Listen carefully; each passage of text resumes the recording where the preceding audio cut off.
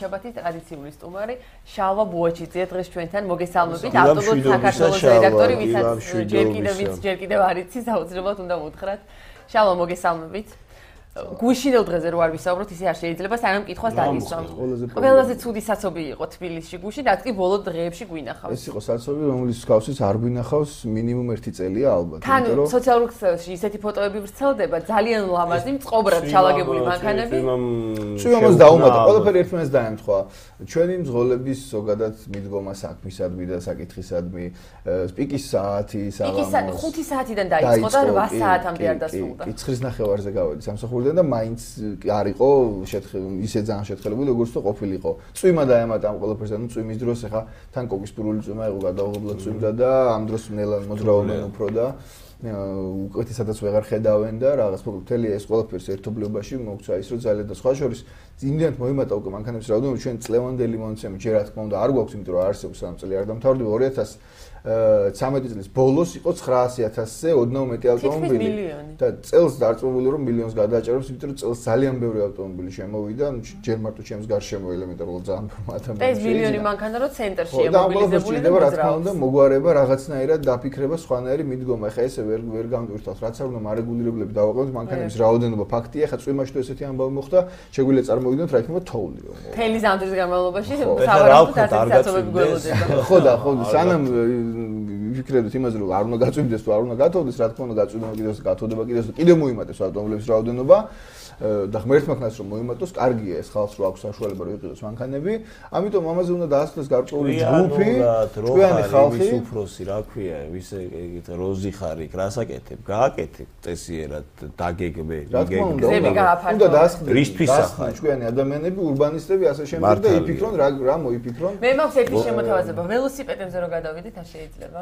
სამწუხაროდ ძალიან კაი იდეა მაგრამ თბილისი განუხორციელებელი ფაქტია ქართველი კაცი ველოსიპედს არ იკადრებს დღევანდელ თემაზე გადავიდეთ.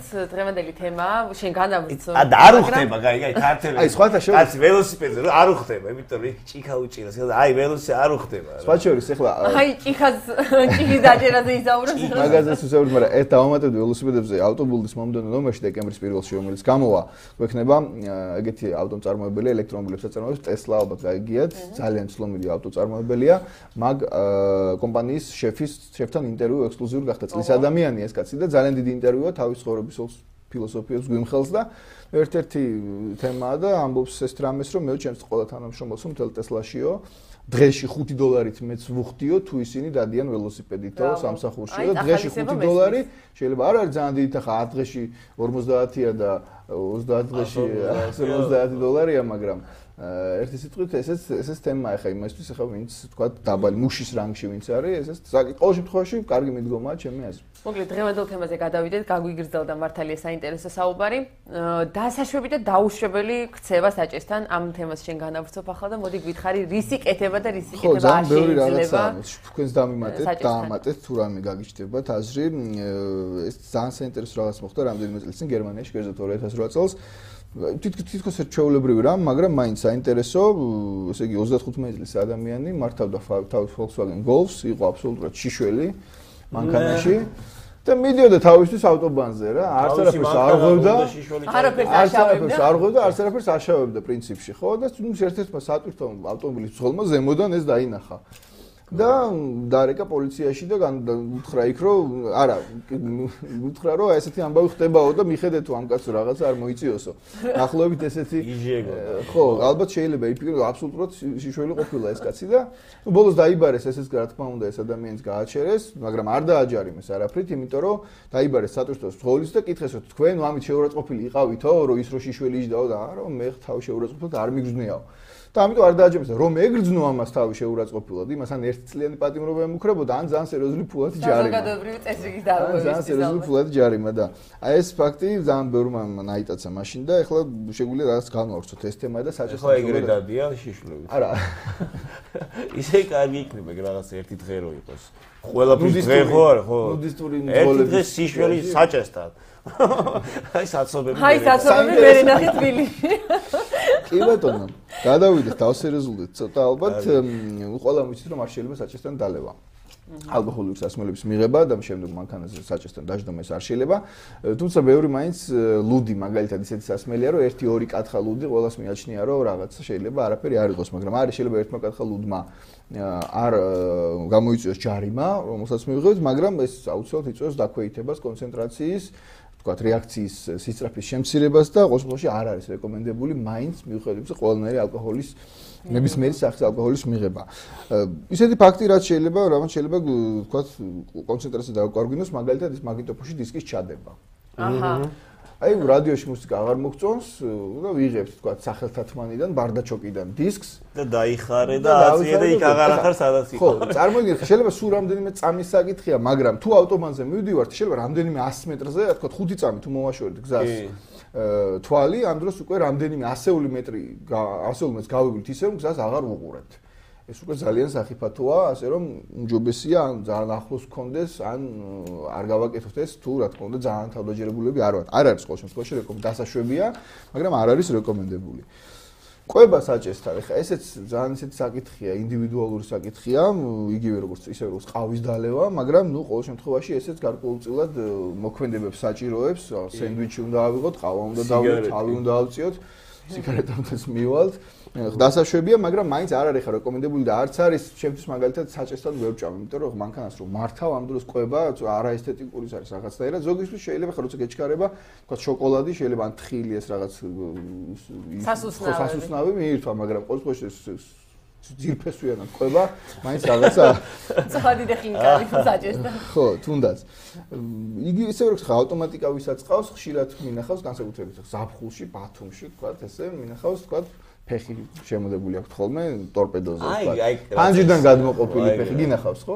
ხო, აი მაგდროს მართავენ მანქანა. კი, იმიტომ ავტომატიკა მარცხენა ფეხი არ გჭირდება ფაქტობრივად და ზაფხულია, რაღაცა ცხელა, ზღვაზე ხარ და ფეხი გადმოყოფილი პანჯიდან მე მინახავს. და ყველაზე მაგარი გითხრა, ზოგს წინდაც კი აცვია იმაში. აი, ეგ უკვე სულ ფენომენია. რა არის, რა წინდა მაინც გაიხადე შეოჯახაში და ფეხიგა გადმოყოფილი ხო რა. კი ბატონო, ესეც ალბათ ხანო არ რეკომენდებული, იმიტომ რომ ყველაფერს თავი დავანებოთ, ეხლა კაი შენ თუ გინდა ფეხი გადმოყავი, რაც გინდა აკეთე, მაგრამ უცებ რომ დაგჭირდეს რეაქცია, ხო, წამოწოლილი ხარ, ხო შეიძლება ან უცებ რომ გაკრას იქიდან ვიღაცა მასე აურო აღარა. შეიძლება ძალიან ცუდად დამთავრდეს, აი ამის თქმა მინდოდა ერთი სიტყვით. ისევ როგორც ყურსასმენების გამოყენება მანქანაში.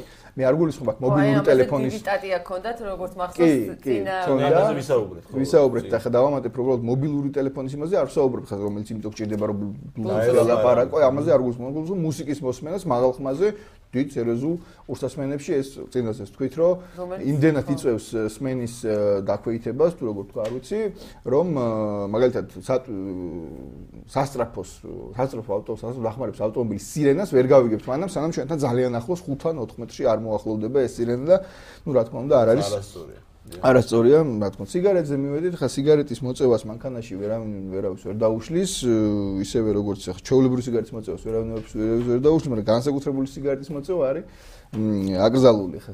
მიხდით ალბათ რა გულისხმობ. განსაკუთრებული სიგარეტაზე ზოგადად აკრძალულია. მე მგონი.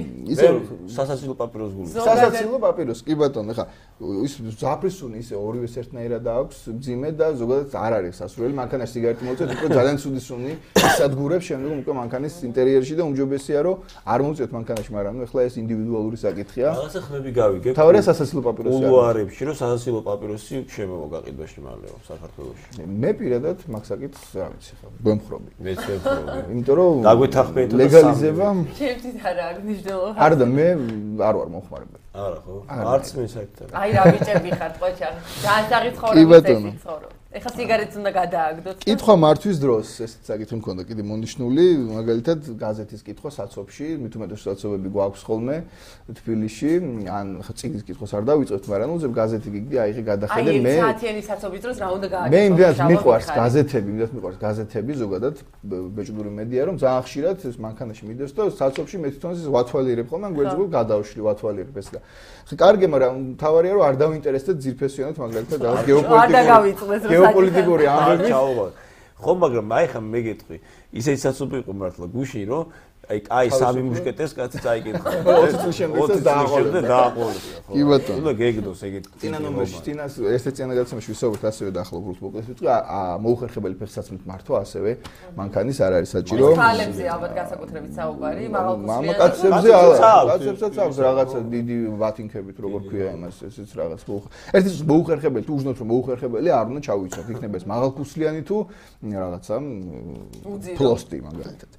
და ბოლო ყველაზე ერთ-ერთი მთავარი თუ თქვენ მეც არაფერს დაამატებთ, ეს არის ჩემთვის ბოლო, ეს არის მობილური ტელეფონის საუბარი და მობილური ტელეფონით SMS-ების გაგზავნოთ აბსოლუტურად აბუდადებული თემა, იმიტომ რომ ძალიან გაზრდილია ავარიების რაოდენობა მთელ სოფლიოში სტატისტიკების მიხედვით, კონკრეტულად მობილურ ტელეფონზე SMS-ების გაგზავნის გამო, ხა საუბარი ყურსასმენებით ჩვეულებრივი ამბავია და სხვა შორის მობილური ტელეფონის ყურთან მიტანაც უფრო ნაკლებად სახი უფრო უსაფრთხოა ვიდრე SMS-ების აკრეფა და სოციალურ ქსელი შემოვიდა რამდენიმე ხო Twitter, Facebook-ი ყველა ხელ სტატუსებსაც კი წერენ ხოლმე და ეს ნამდვილად ამას ბევრი რგოლიც არსებობს სარეკლამო უნახავთ ალბათ ყველას და მაგრამ მაინც აკეთებენ იმიტომ რომ რაღაც მომენტში ადამიანის ფსიქოლოგია ისე მოწყობილია შეიძლება ვფიქრობთ რომ ეხლა ამ წამს არაუშავს უცებ მაინც მეჩქარება ერთ SMS გაუშვებ მაგრამ მაინც ჯობია რომ ეს არ გავაკეთო შალვა მოდი ასე შევთავაზოთ მეგონა იტყოდა და მოდი დავამატებ რადგან ქალი ვარ ხო ბევრი ქალისთვის ალბათ საჭირო როტო საკითხს ვიკითხავ